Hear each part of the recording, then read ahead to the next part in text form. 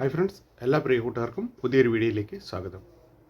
Asia കപ്പിൽ ശ്രീലങ്കയും ബംഗ്ലാദേശും തമ്മിലുള്ള മത്സരത്തിൽ ടോസ് നേടിയ ശ്രീലങ്കൻ ക്യാപ്റ്റൻ ബൗളിംഗ് തിരഞ്ഞെടുക്കുകയായിരുന്നു. പക്ഷേ ബാറ്റിങ്ങിനിറങ്ങിയ ബംഗ്ലാദേശിന് മികച്ചൊരു പെർഫോമൻസ് കാഴ്ചവെക്കാൻ സാധിച്ചില്ല. രണ്ട് വിക്കറ്റുകൾ റൺസൊന്നും എടുക്കാതെ തന്നെ ബംഗ്ലാദേശിന് നഷ്ടമായി. 0-ൽ തന്നെ 2 വിക്കറ്റ് നഷ്ടമായി. 11 റൺസ് എടുക്കുമ്പോഴേക്കും മൂന്നാമത്തെ വിക്കറ്റും 38 റൺസ് എടുക്കുമ്പോഴേക്കും നാലാമത്തെ വിക്കറ്റും 53-ൽ 5 വിക്കറ്റും ബംഗ്ലാദേശിന് നഷ്ടമായി. പക്ഷേ പിന്നീട് അങ്ങോട്ട് ജാക്കർ അലിയും ഷമീം ഹുസൈനും ചേർന്ന് 86 റൺസിൻ്റെ തകർപ്പൻ പാർട്ണർഷിപ്പാണ് കാഴ്ചവെച്ചത്. രണ്ടുപേരും 34 ബോളുകൾ വീതം ഫേസ് ചെയ്ത് ജാക്കർ അലി 41ഉം ഷമീം ഹുസൈൻ 42 റൺസുമാണ് എടുത്തത്.